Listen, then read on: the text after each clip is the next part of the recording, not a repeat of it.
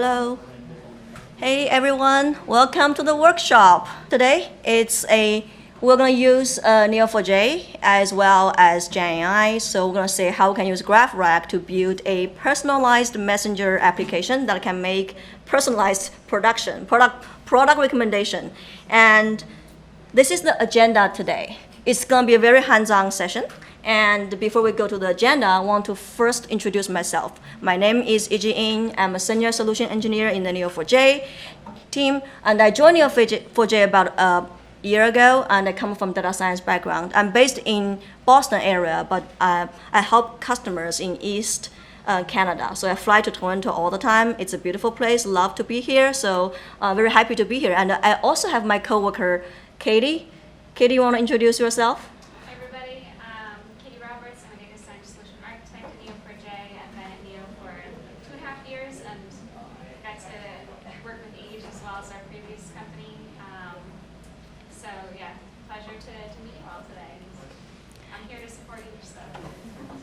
While I'm doing this introduction, actually I want Katie to hand out some URL and the environment with provision for everyone attending the workshop today.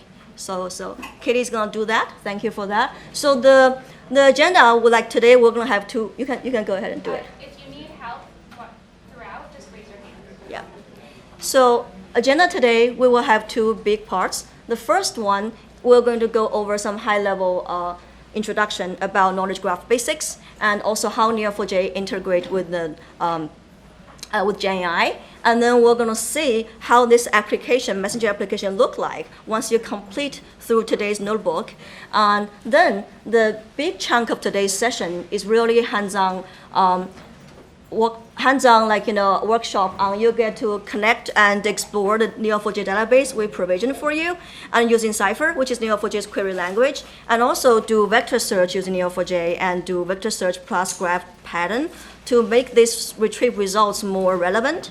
And then you can also explore to use graph data science algorithm to enrich the knowledge graph. And we will for sure have some time left, and we're going to share some additional resources you can take on to further your journey with knowledge graph, and also take some questions as well. So high level, and Katie is just distributing the environment access sheet here. And everyone has your own environment provision by us. So Neo4j basics. So Neo4j, for those of you who have not heard about Neo4j, we are the leader in the graph database as well as graph analytic platform. We invented this category back about 15 years ago, the commercial category. So first, this is the definition of the knowledge graph. So knowledge graph is a structured representation of facts consisting of entities, relationships, and semantic descriptions. So entities can be real-world objects, such as customer can be entity, products can be entity, right?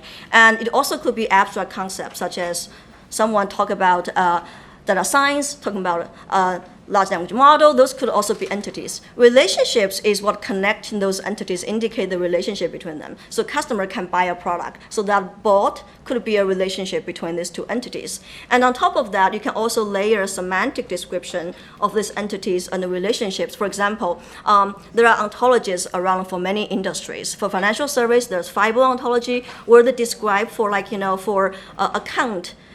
Both saving and loan are subcategories of the account. So when someone is querying about customers' account information, you would have a semantic layer saying, hey, I need to look for both the saving as well as the loan, right? So that's like in a semantic layer ontology can layer on top of the knowledge graph.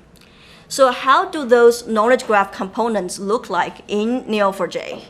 So the entities are represented by nodes in Neo4j, and nodes can be attached to label. Label describes the kind of node. So in this case, on the screen here, we have 3 nodes corresponding to 2 labels, 2 person nodes and 1 car node.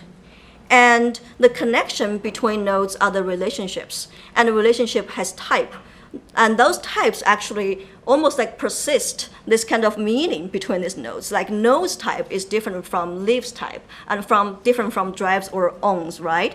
And also relationships has a direction. I know Taylor Swift, but she does not know me. So that directionality also tells you some meaning, has all the nuances in there.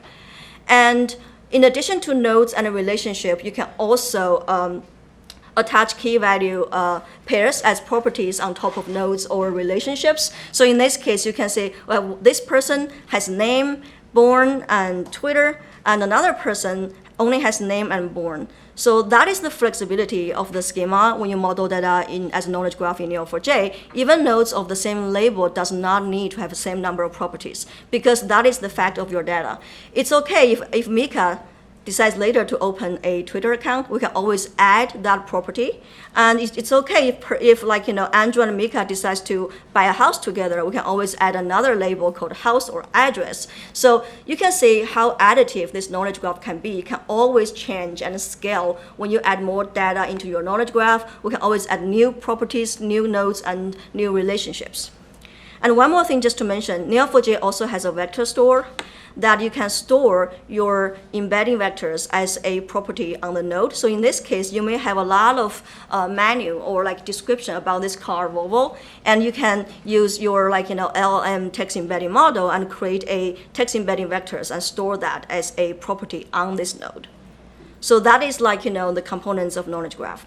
And one really big advantage when you model data in a knowledge graph is the graph enrichment. It really allows you to make implicit relationships into explicit relationship. So for example, this is some sample small graph here. So we have some users that have visited websites, and they can use different IP. So maybe your business logic has the way defining that if user accounts that share the same IP address or are visiting the same website, I think they are the same person. So you can use a query or even use graph data science algorithm to make that inferred relationship. You can collect this user and this user and this user as same as person relationship, right? You can persist that and store in the knowledge graph. And you can have one step further. You can also group all this similar user based on this new inferred relationship into distinct communities and assign each community a unique person ID. So from here, we start with 4 user accounts, and now we end up with 2 person ID. So this kind of approach can really help you to get insights from the knowledge graph, and it's commonly used in customer segmentation and also fraud detection and many use cases. So that's the very high-level introduction of the knowledge graph. Just one pause here before we move on. Are there any questions so far? Is it clear? Cool, thank you. Now let's talk about how we can integrate knowledge graph in Neo4j with GenAI. So I think for the audience here, I really don't need to explain what is RAG and why it is important for GenAI application. So here, I just want to briefly mention why we think knowledge graph is an optimal way to use as a grounding database to integrate with your GenAI applications. So first of all, your GenAI application needs to have access to data from all the enterprise data from heterogeneous sources. And those data comes in various formats. It could be documents, it could be a JSON file, semi-structured. It could be structured, maybe a table, CSV file somewhere, or it could be tables in your other databases. So all of these formats can be converted as nodes and relationships or vector representation and stored as knowledge graph in Neo4j. And second is that knowledge graph itself captures the context. So we treat relationship as the first-class citizen. So it's not about the node, about your sales number.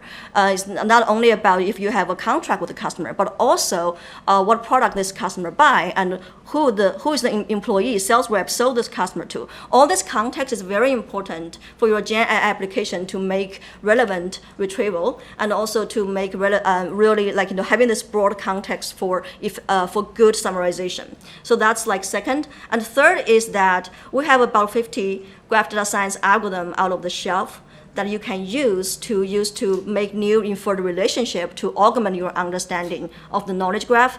And you can even log your user interaction with your GenAI application in the knowledge graph. So you can use graph data science algorithm to monitor those interactions and provide additional you can monitor this and then identify if there's any gap in the knowledge graph and provide additional, can improve on it. So, and then this is the graph RAG scenarios for vector search.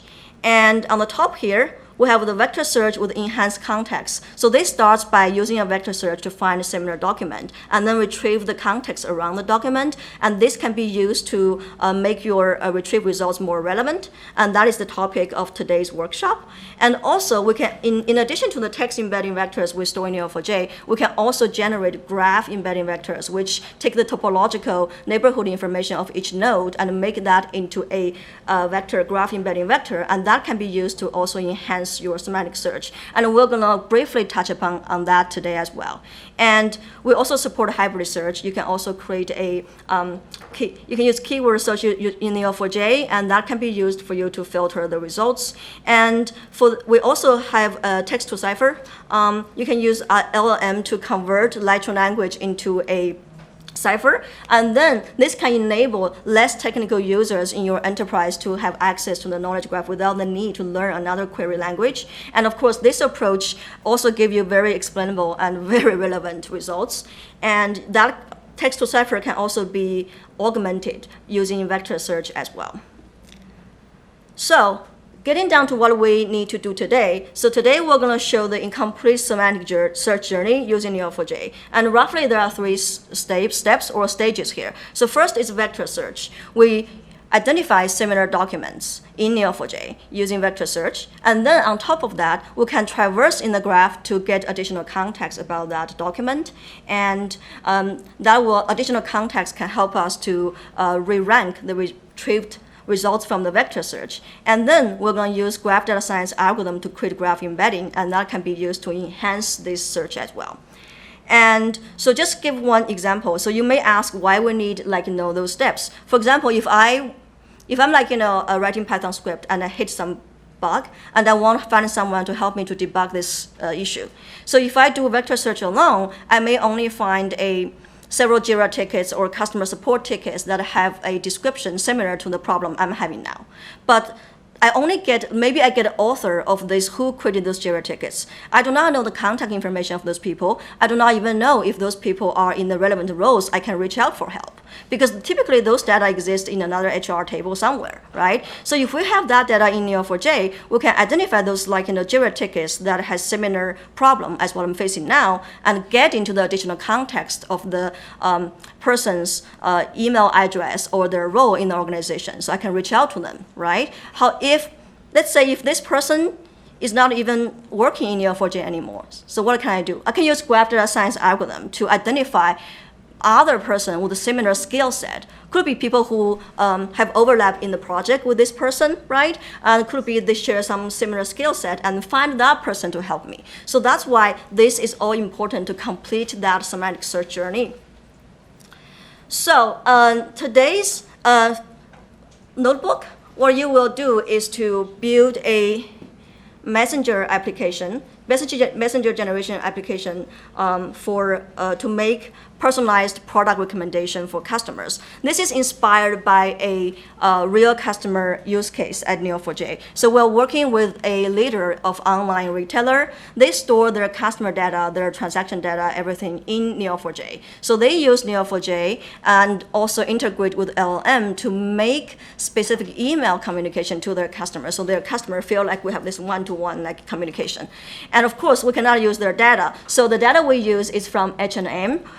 Personalized fashion recommendation data set is also available from Kaggle. You can also download it if you want to play with it. So we convert that into a graph model in Neo4j. So the model is actually quite straightforward. So we have customer node that purchased article. Article is a variant of product. So a product could be a pair of jeans, and article would be, hey, say, it's blue color, it's black color. So a variant of that product. And article can be from different department, right? So that's here.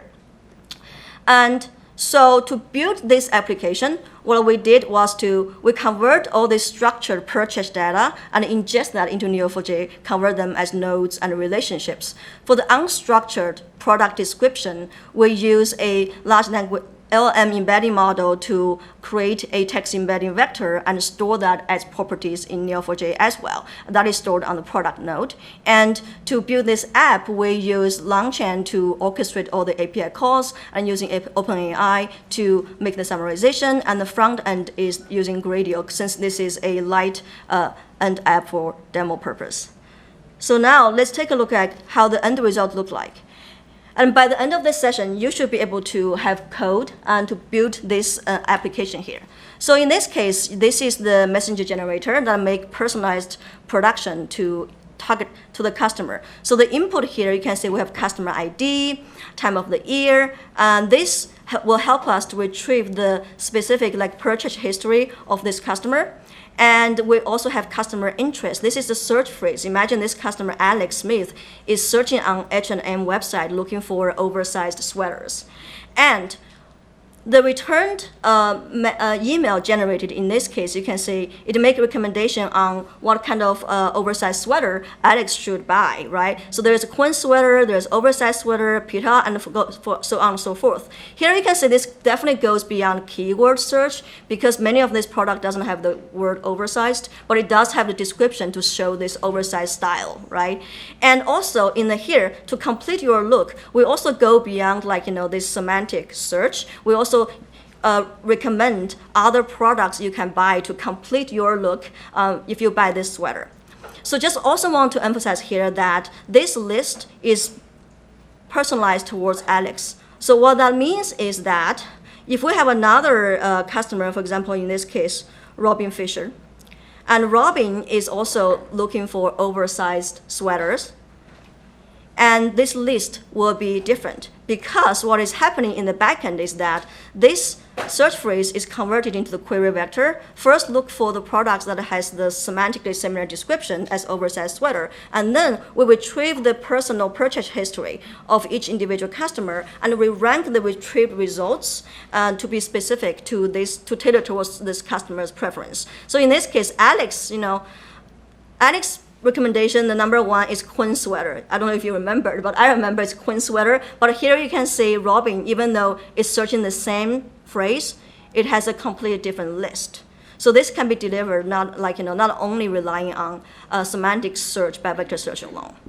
So that's the end result here. And now let's talk about how we can actually do this in Neo4j. So here is the hands-on session. So in the hands-on session, we're going to use both Cypher, which is Neo4j's query language, as well as the Jupyter Notebook using Neo4j's Python client. So the last bit of introduction I want to make is just to get you familiarized with Cypher. So in this case, Cypher is a expressive query language. It's all about pattern matching, and it's also the foundation of the graph query language.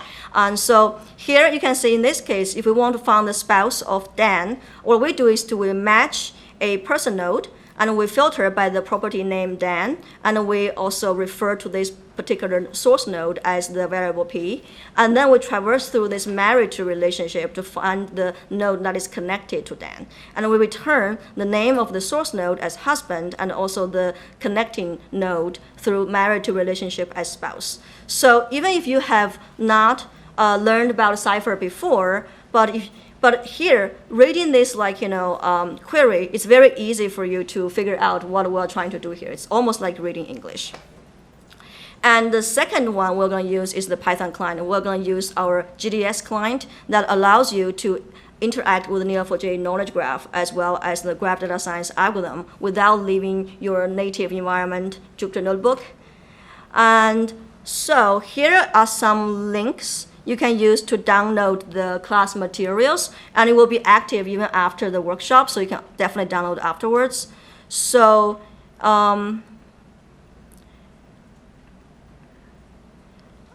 what is the best way for me to share this link with you guys here? It's on the paper. Okay, cool. So yeah. So basically, if you go to that link and go to this Neo4j GenAI workshop extra materials here, and here, this is the app. So we have the some documentation on how to import existing database. Also, this is the one pager that has all the links you will need. And today's class, we're gonna cover how we can do this end-to-end semantic search journey in Neo4j. So make sure click on this one to download this Jupyter Notebook. So I click on here and download this Jupyter Notebook.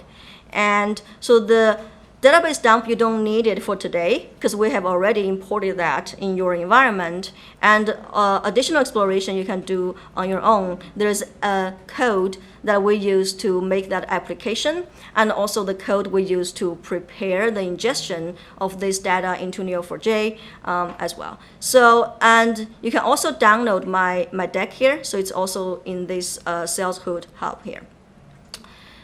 All right, so that's the first one. So once you have the notebook downloaded, and how many of you have the notebook downloaded? Okay, good. So easiest way to run would be just to go to Colab Research, and you can upload this notebook. So I'm just going to upload browse, and here.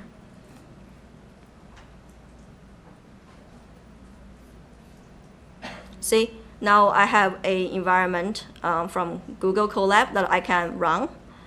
So that's the notebook we will need. And another thing you will need is a Neo4j Aura DS environment. So Aura is Neo4j SaaS offering. So we manage the infrastructure. You just need to sign in to get access. So in this case, make sure you can navigate to your Aura DS here. And in the sheet Katie gave out, you should be able to sign in. So in this case, I click on that URL, and then you can see there's no connection. I can connect by putting my specific connection URL as well as the password. So you should have that, your specific one on that one pager. So I'll give everyone some time to be able to sign in there. Now, if you have that access to your database, and let's start running the Jupyter Notebook, we can make sure we have everything installed. So here, I just need to plug in my personal URL, my own environment, and also put in the password. And this is a prompt, so that means I have to copy paste my password here.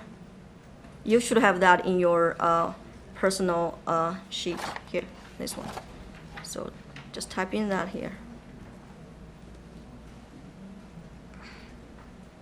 And for this workshop, we also have a OpenAI API key, but this key will be disabled after the workshop. So if you want to run this notebook after the workshop, you need to provide your own key here. All right, so just want to make sure everybody has completed all this environment setup. Good? Okay, so just one short notice that in the paper, the connection URL has Neo4j plus S, that's the protocol, and you don't need to plug that entire piece in. You just need to copy paste the ones after the two slashes in the notebook. Yeah. Okay, so let's first connect to Neo4j. So in this case, we use our Graph Data Science client, Python client, to connect to our database. So in this case, we pass the URL, also the login credential, and we make sure it's Aura DS is true, and set up the connection. So you should have something like this happening. And in this notebook, you're going to have a combination of the Python code as well as Cypher code. For example, the Cypher code will be like this, where you can copy and paste in the Cypher browser to explore the graph. So let's just switch to our Neo4j workspace, this Cypher browser, to look at the knowledge graph a little bit. So here, I logged into my personal environment. So the way you do that is to click here and do I have to disconnect, then you connect to put in the URL as well as the password. So how many of you have access to this browser? Cool. So this is the Cypher browser, which is the interface. You can write Cypher and also get instant results and visualize the graph a little bit. And Neo4j also has another visualization tool called Bloom that give a richer profile and more functionality to enable business users to explore the graph as well. So in this case, this is more used for a technical profile. And here we can do copy paste this. If we want to look at the schema of or the data model in Neo4j here, we can copy paste this and run here. And we can make this into a name.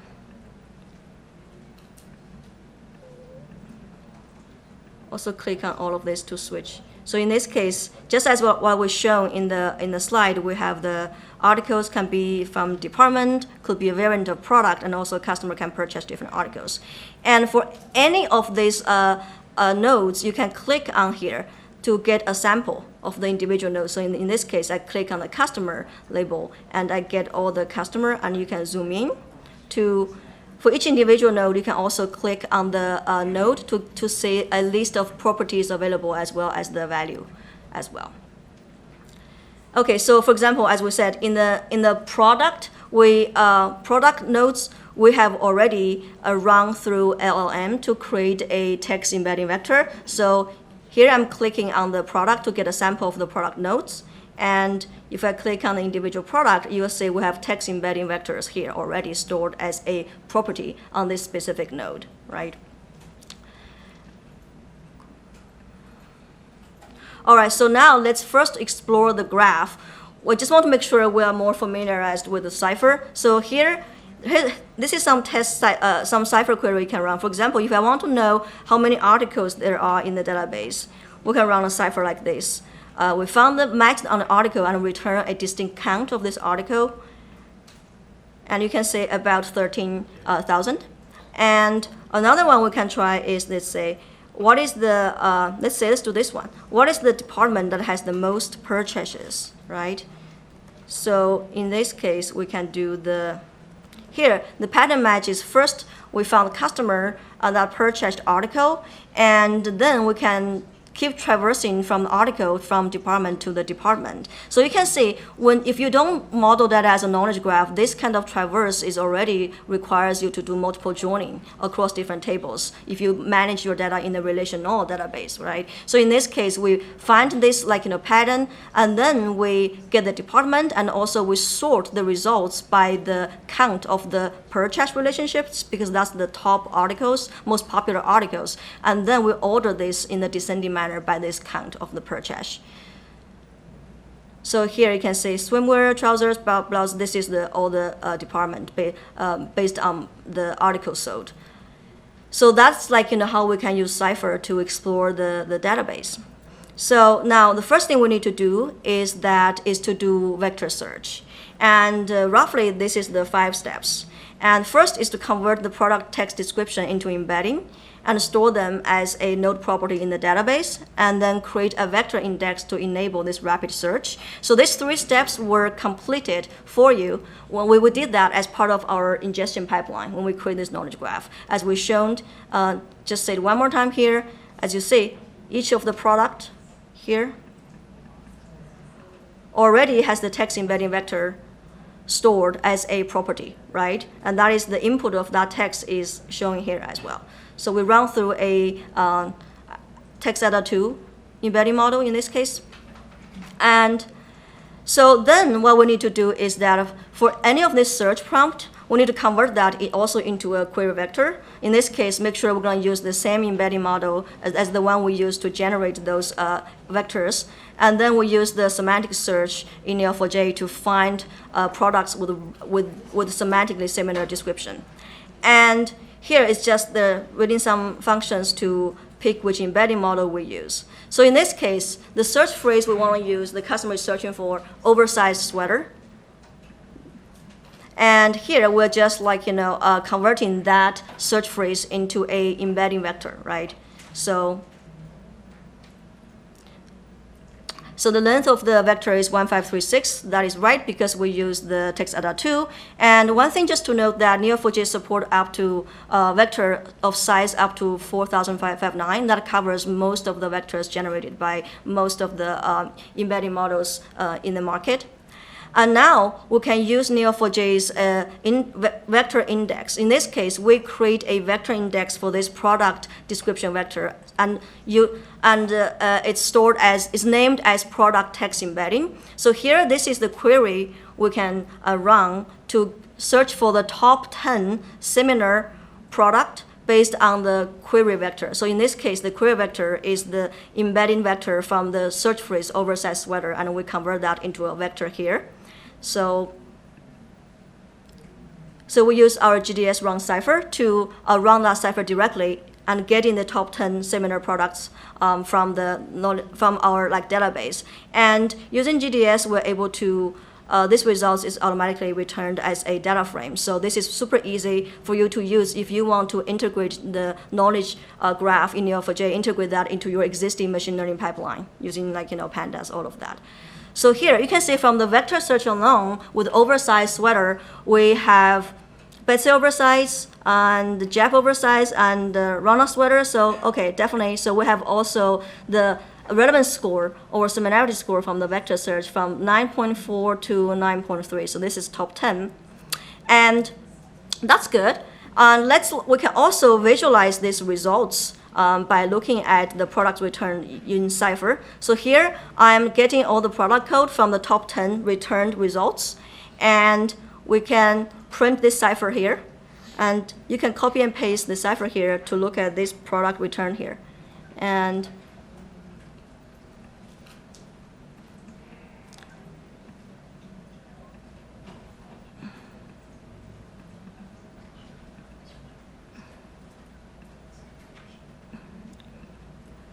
so here we have all the top 10 products that are semantically similar to the oversized sweater, the search phrase. And from here, you can expand through the relationship to find other variants or articles of this product, and also even expand to explore more to get to the purchase pattern of those variants as well.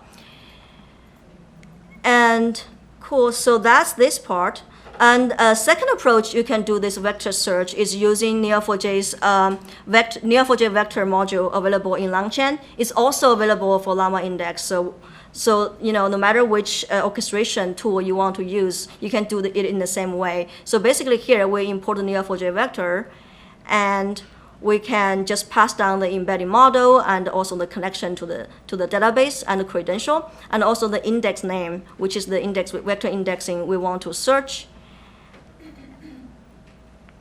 and store that as object in a Python object here. And then in this case, instead of doing this converting of the search phrase into the query vector and then do the search, we can just do it in one step. So here we just pass the search prompt and also specify the k number, how many top k number of results we want to search. So you can see this is quite straightforward. In this case, we're just showing, hey, this is top 3 here. So you can see this LangChain module is able to automatically convert that oversized sweater into a query vector and do the top 10 search. So this makes it easy for you. You can try yourself to search for something different to see what comes out. So I'll pause here to see, are there any questions so far? Are you still following along? You're able to follow along with the code? Yeah? Cool. So all right, so now we show how we can use Neo4j. We can do the vector search. That is great, but there are challenges doing this alone. So if you think about it, for a fast fashion brand, H&M, if someone is searching for a ubiquitous term, oversized sweater, I bet there must be hundreds, if not thousands, of products that fits that kind of category of description, right? So if you just skip that long list to your customer, hey, this is 100 oversized kind of style sweater to take a look at, your customer will be very overwhelmed by that list. They may not even be able to make a decision. It's a phenomenon called decision paralysis, right? And also that list is not specific for your preference. You're not making a specific recommendation. So how do we overcome this challenge? So in this case, because we do have the purchase data stored in Neo4j, we can use that purchase history and use an approach called collaborative filtering to re-rank the retrieved results and to make this return list more specific to each individual customer. And this is just a slide showing how that will look like. Just one thing here. So basically, how it works is that, so on that far left side, we have our target customer. who is looking for, let's say, oversized sweater, right? Searching on the website. And using vector search, we're able to find like, hundreds and many, many products fitting that description, similar description. And now, how we can apply collaborative filtering to make this list specific for this customer. So collaborative filtering basically make recommendation based on similar customers' behavior. So we can use graph traversal to identify similar customer. So for the targeted customer, we can find, hey, what items this customer has purchased, and then find peer customers who have bought the same items as this targeted customer. And then for any of these returned product results, we look at, hey, any articles of that product are purchased by the customer who has the most common shared purchase history as this targeted customer. So if this product is bought by those similar customers, the more likely this targeted customer is going to like it and buy it, right? So in this case, we can make this specific for this targeted customer. So Katie and I will have different lists if we search for oversized sweater. And let's see how we can implement this in Neo4j. But even visually, when you model data as a knowledge graph, and you can see how the traverse can make this identify similar customer based on shared purchase and identify the products bought by that peer customer, quite straightforward, because even visually you can see the pattern traverse here. We just need to use Cypher to make that, right? So now, let's do, and this is the semantic search with the context, which basically we first find the vector and then we use a pattern match to re-rank it. So we can explore Neo4j, let's say try to do the collaborative filtering using Cypher first. So this one, here we have a query that takes a sample of the purchase history in this database. So here we have this.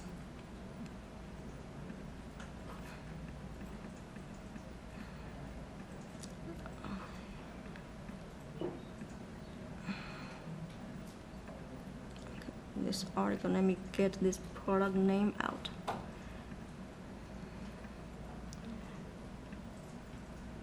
Okay, so for example, in this case, let's say we have this customer with the customer ID 6370, and this customer is searching to look for a belt, right? And we have, of course, we have hundreds, if not thousands of belts on H&M. So by now we know if this customer has bought a vest top, white vest top, and if we look at what customers have similar purchase pattern as this customer, in this case we have this customer who also bought this vest top, and if we look, this customer, peer customer, also bought a belt called Austin Basic Leather Hip Belt. So given this information here, this is just a subgraph. We would think, hey, if this customer is searching for a belt, given the fact that it has a customer with similar purchase behavior bought this Austin basic leather hip belt, we would recommend this particular belt. We'll rank this on the top when we in the retrieved product results, right? So that's how we can visually see it. It's done in Neo4j. And now let's take a look at the Cypher.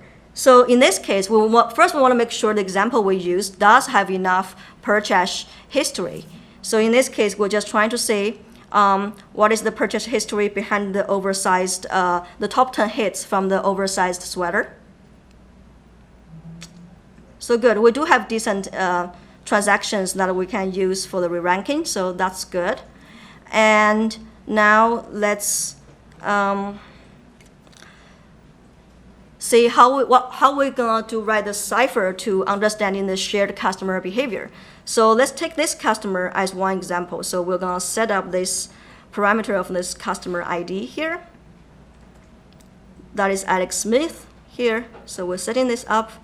And let's find the customer's purchase history.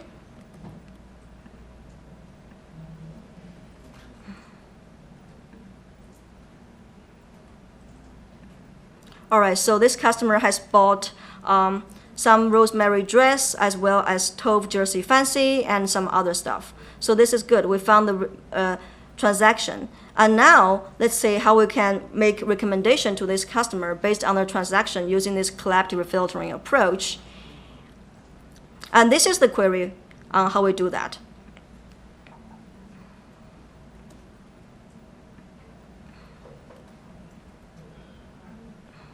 Let me just take some of this. So here you can see, first we find the most recent transaction of this target customer. So we match on the customer by the customer ID, and also find the purchased relationship that, and also sort out the most recent transaction date. And then we start by looking for the articles that this customer, target customer, has bought, and then traverse to find other peer customers who also bought the same article.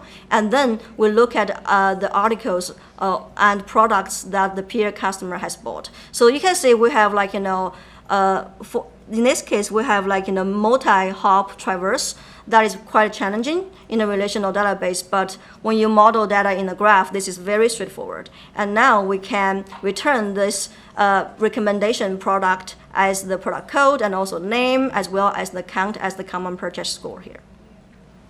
So you can see, based on the most recent purchase of this particular customer, using collaborative filtering, we can recommend some t-shirts, which is in Jersey Basic, and also some swimwear and some Jersey Fancy. And you start to see, because this approach really goes beyond, it does not depend on the semantic description of any of the search phrase. So it really based on the shared behavior. So we start to give it more diversified recommendation here as well. So that's this part. Now, let's say how we can combine this collaborative filtering approach with the vector search and use that to re-rank the results. It's actually quite straightforward in terms of code. So again, we're using the LangChain module, the Neo4j vector in the LangChain module. So it's the same thing. We pass in the embedding model and setting up the connection. The only thing we need to add is that once we have the products returned, we just need to do a optional pattern match, which is as the retrieval query, and use that to re-rank the results. So in this case, once we have products returned because of the semantic search results, and then we can optional match for each of these like returned product, we found the customers who bought it, and to see if this customer has any shared purchase with this target customer here. So it's the same query pattern we just saw earlier.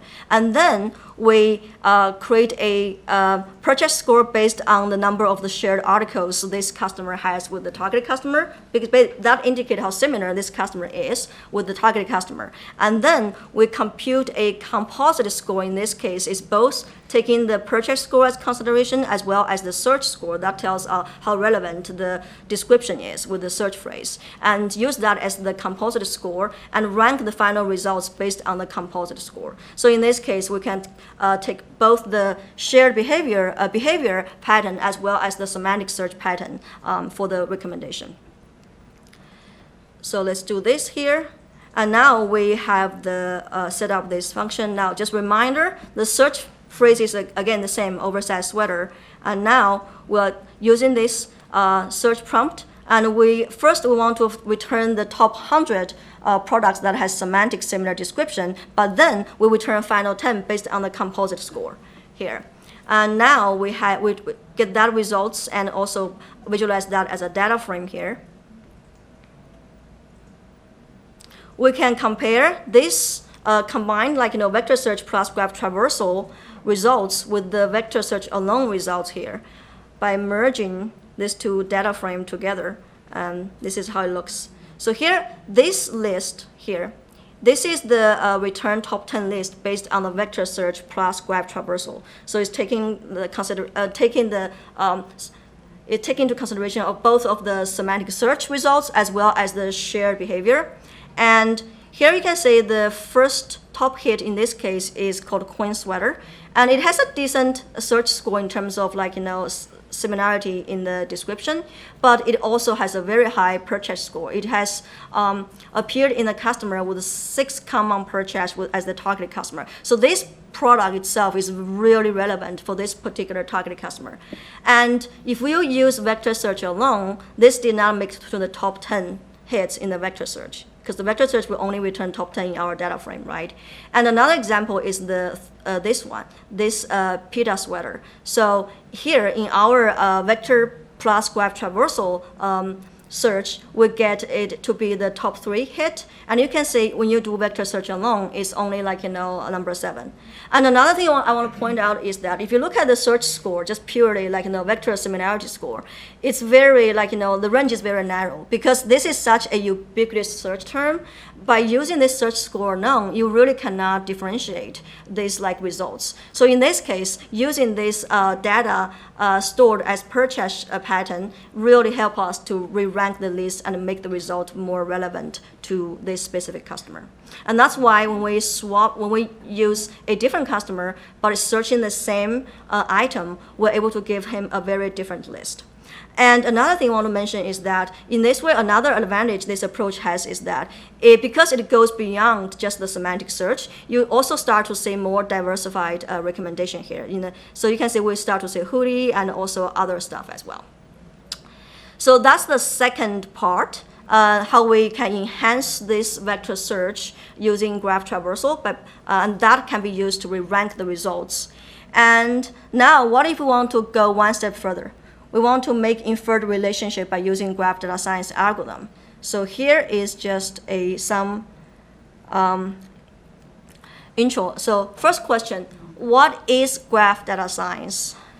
This is the definition here. So I think it's just like, just as regular data science, you just use a advanced algorithm to get insights. So you can use that to enhance analytics or machine learning pipeline, right? And why do we want to use graph data science? Because traditional data science doesn't deal with the network structure well. And using graph data science, by looking at the relationship and also the topological information from the network structure, we're able to give you insights that otherwise being ignored in the traditional data science. And Neo4j has about 50 graph data science algorithms out of shelf for you. And this can be classified at high level into all these categories. For example, centrality algorithm tells us what is important. It tells us what is the important node in your network. So if you are looking at a social network, that could be a very important influencer. It also could be outliers, like someone has a phone number of 9 digits of 0, right? So that is centrality, and also it can be used to understand what is the vulnerable node in my supply chain. And another category is path finding. So that is straightforward. From the 2 nodes, what is the optimal path? What is alternative path? So that's actually very useful for route optimization.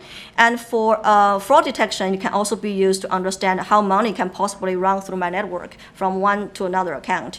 And for cybersecurity use case, it's also, hey, what are the potential attack pathways hackers can have to have access to my crown jewel assets. And community detection and similarity algorithm are helpful for us to understand similar nodes as well as to group them into distinct community. So this is really heavily used to do customer segmentation and also can enable what-if analysis. If one equipment is broken, what is the most similar equipment I can use, right? So this is also very commonly used as well. For the fraud detection, it's also used to identify all the synthetic account created by the same fraudulent user. You can use community detection to identify those fraudulent runs. And graph embedding is also very useful because you can capture the neighborhood information of the nodes and store that as vector. And that vector can be used to augment your existing machine learning pipeline, or it can be used to to do machine learning in Neo4j as well. And this is, for example, one useful case for this one is also finding similar. We're going to show this as well. Finding similar products based on the neighborhood information, and also for the fraud detection, how do you identify mu without capturing all this money going through multiple nodes, right? So graph embedding can help in that way. And link prediction is used to make the prediction for the relationship. If there's a missing gap, it can be used to overcome some data quality issues you have. And just want to differentiate the node embedding from the text embedding we've been talking about the entire day. So node embedding is to capture the topological neighborhood information of the node and convert that into a vector. And of course, that vector can be stored as a property in Neo4j. So this is like, similar as the text embedding. In text embedding, your vector has like semantic representation of the words. But here in node embedding, we basically capture the topological information. If two nodes are close to each other in the network, their vectors will be close to each other in the graph embedding space as well. And it is very useful in the context of like similarity. And one way we can use this, once we can create a node embedding to capture the neighborhood information of each node and store that as property, and then we can use that as input for a k-nearest neighbor algorithm to identify similar nodes based on that property. And then the KNN can run, and we can identify the top k or whatever top n, similar nodes, and we can create a new relationship, inferred relationship, to identify this is the similar nodes, and that relationship can also be used to for further grouping of into distinct community as well. And this is the two algorithm we're going to use today to make that new inferred relationship to identify products based on shared customer. So let's take a look at how that is doing in the Neo4j. So far, just I want to pause here. Are there any questions so far on last part and also on the graph data science in general? In the last part, there was vector rank. One of the rows had 7 and others had 9. Probably you covered it, but could you please repeat that? Why is that one row having a 7 rank while others are all 9s? What do you, can you, this part? Vector rank column. Which one? The right column. Yeah, so this is from we joined the 2 data frames. Right. And so that was the rank in the top 10 if we just did the vector search. Yeah. And this is showing the difference in the results. So only one of them occurred in the top 10 once we did the re-ranking. Yeah. Yeah, that's very cool. I'm curious to know, for example, if you find a dense part of the network, have you ever tried to generalize them as well? For example, if some part is very dense, you try to make same dense network dense subgraph in other part of the graphs. So, What are you doing, I think? so you're saying if some part is very dense, Yeah, it's lots of connection. For example, this customer bought a lot of products in this area. You try to make this kind of customer in other part of networks. is that for for the section I covered for the vector search plus graph traversal? When you are saying that some connections, that means that you have a part of the network that's very dense. This, for example, this part of the networks, these customers bought lots of sport stuff. You try to make these customers as well. You recommend the other customers, same products, to make more dense subgraphs. I don't think I'm in this exercise, we're not trying to make the graph more dense. What we're trying to do is that if we have two customers have shared purchase, if you bought let's say a basketball and I also bought a basketball, so that makes us we have shared behavior. And then if I want to make recommendation to you, I can look at what other stuff I have bought. Then in this case, I may have bought another volleyball. Then I will make the recommendation, the volleyball to you. So that's what we do. So we've identified similar customer based on the shared purchase. Yeah, have you ever tried to make these kinds of customers more? For example, have more customers same as this that they bought same products. So capture. Generalize more dense subgraphs. So the dense subgraph would basically be one of your top spent customers, maybe, and then try and capture characteristics of that customer to try and improve the purchase behavior of other customers. So you could do that by defining features. You can use the graph algorithms basically as a feature engineering tool to then start understanding what drives, do a feature importance analysis to then say, what's driving that behavior, and then talk about, more business interventions as to how you could incentivize that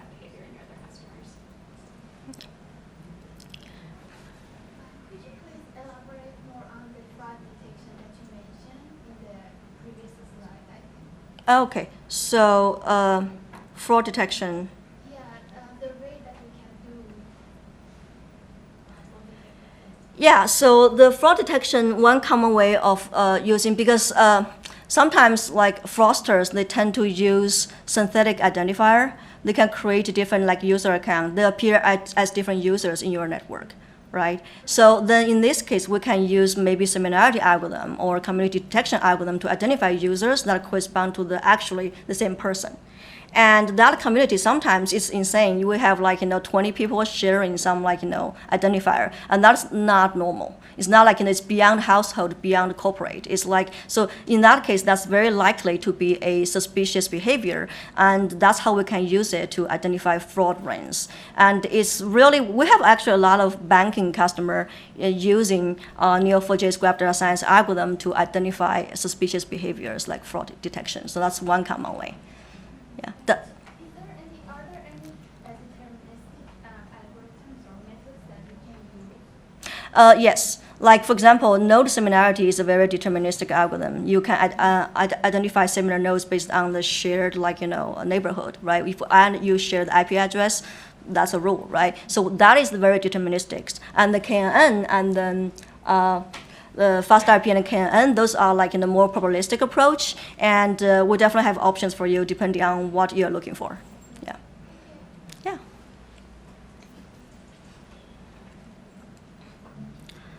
Yeah. So let's move on if there's more questions, but feel free to have more questions and raise your hand. So now, let's see how we can augment this semantic search with the knowledge graph inference and graph data science. And you don't need to run this code if you run this notebook the first time. This is just clearing all the projected graph and also delete all the customer also like this inferred relationship. So the first part is the graph embedding. So in this case, we use fast RP algorithm. And if you want to read more about it, there's a link to our documentation here. Right, so this is our documentation of our graph data science, and you can see there are many algorithms and detailed documentation on how to use it and how to tune some of these hyperparameters.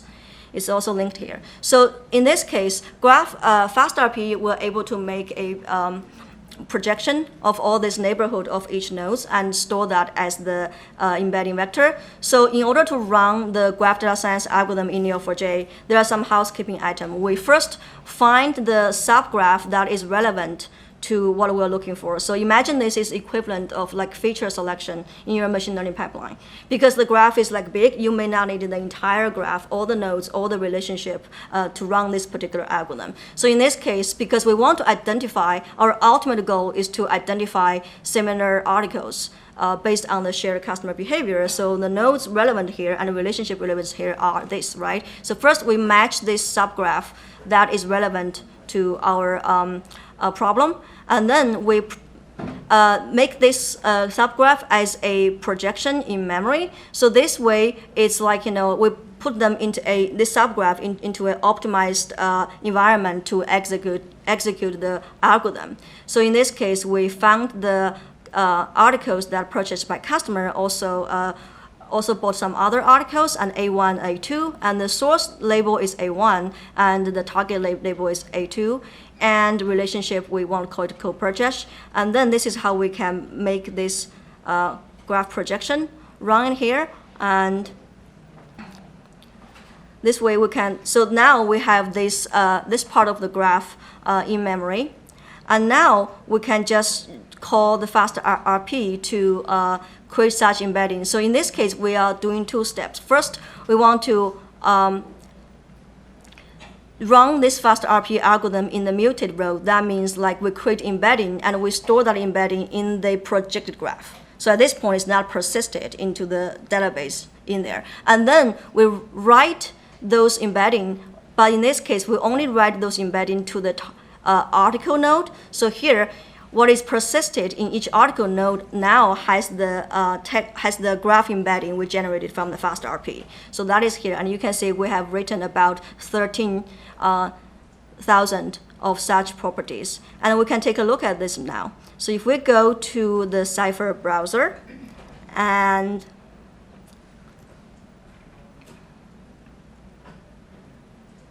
you can see now we have generated this embedding, which is based on the topological structure of each node. And you can see that is here, right?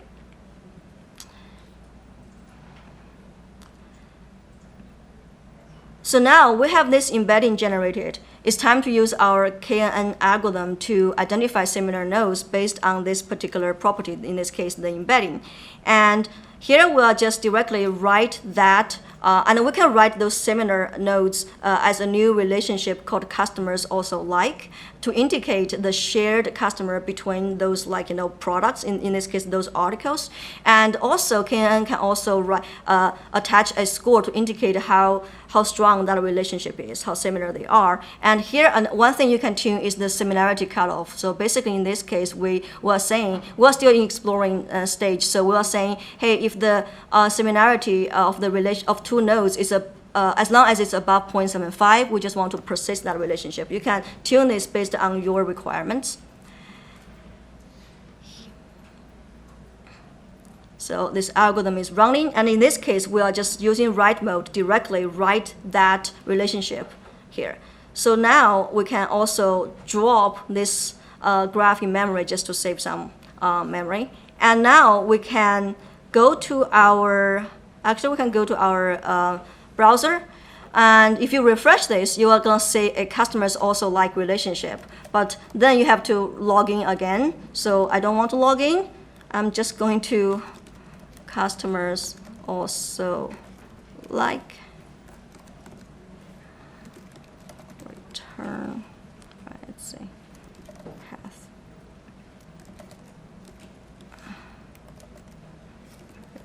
So see, so now between articles, now we have this new relationship called customers also like, that is generated by this KNN algorithm. And you can see there's also score attached to indicate how similar they are. This is based on how many customers have bought these two items together. Sorry. A quick question. Will you please once again review all the steps that you have gone through to reach at this point? Based on my understanding, you did projection to select a subset of graph. And then you use one property. Then we use a fast RP algorithm. This one, the fast RP algorithm is going to basically, for each node, it will just walk around it and get the neighborhood information and create a embedding vector that capture this neighborhood information of each node. And that embedding vector is written back as a node property called embedding. Pretty much like averaging the something. It's algorithm. It's not averaging. It's just basically capturing neighborhood. If like two nodes items, they are close to each other because they have customers bought them together, they're gonna be close in this network. So when you do this random walking, you're gonna have a similarity in terms of neighborhood of these two nodes, right? And that is captured by the embedding vector. In this case, is the graph embedding vector, and that is stored as a node property called embedding. In the article node, so that's what this one is. So here you can say, and that algorithm, the fast RP algorithm, taking the graph structure and store that as embedding. So you can see this embedding here. That's the embedding vector from the topological information. And then you have this KNN algorithm just to, then basically identify similar nodes based on how similar this embedding is. And it only applies to the embedding, or it could be different. This can be any, KNN can be used for any numeric values. Yeah. Thanks. You can also combine have multiple properties to be considered by KNN as well. And if you want to read more about it, it's all in this page. We have detailed documentation on what the parameters you can use. Yeah. So any other question on this part?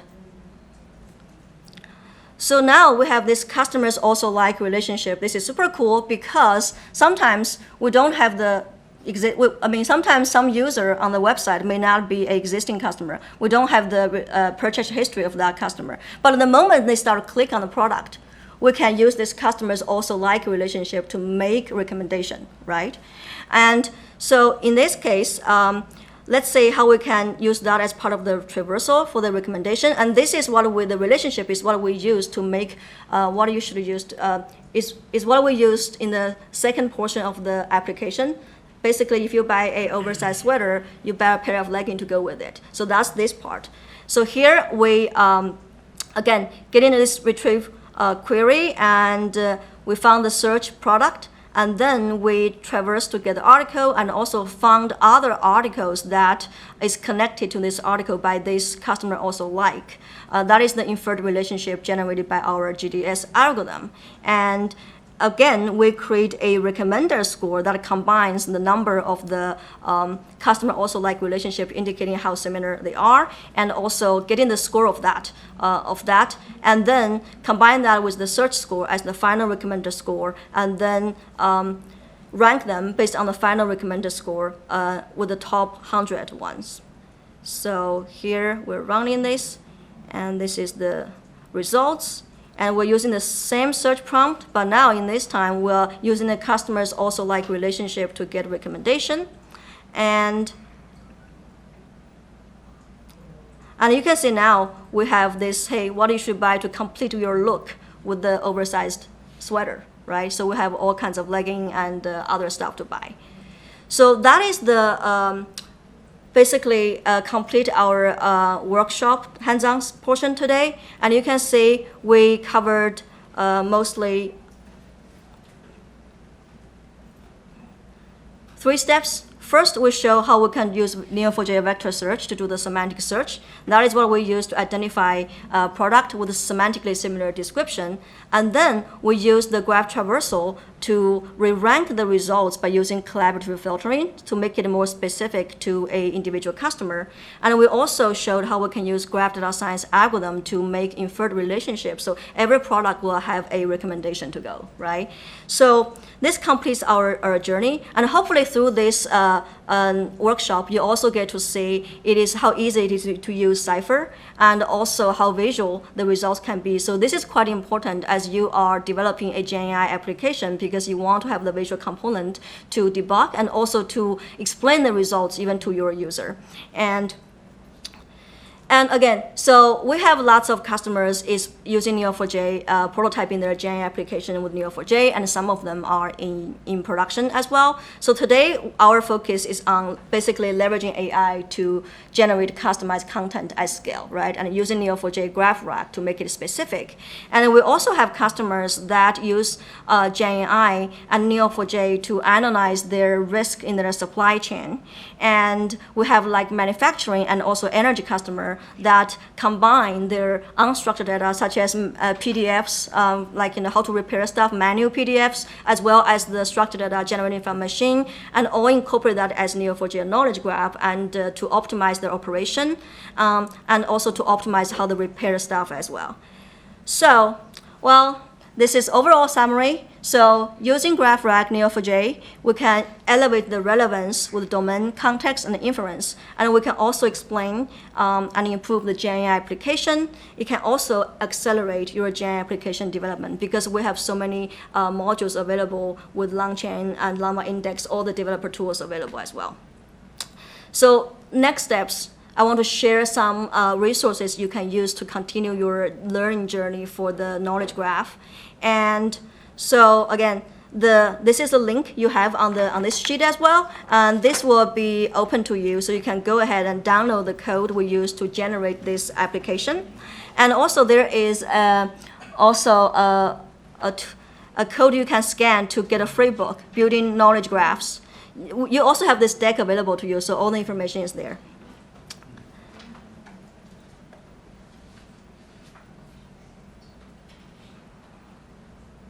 Cool.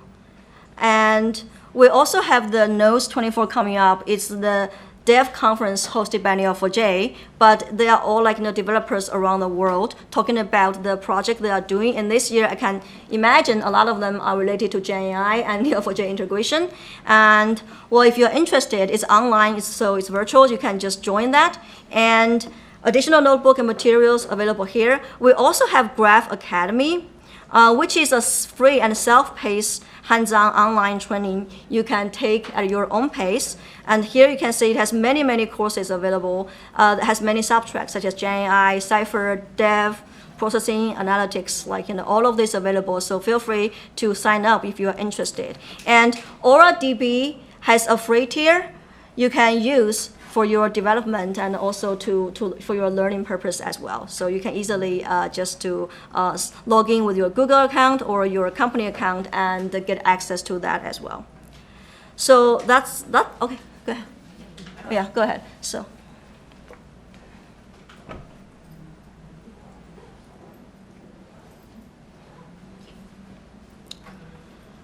All right, so that's for today. I think we still have 11 minutes.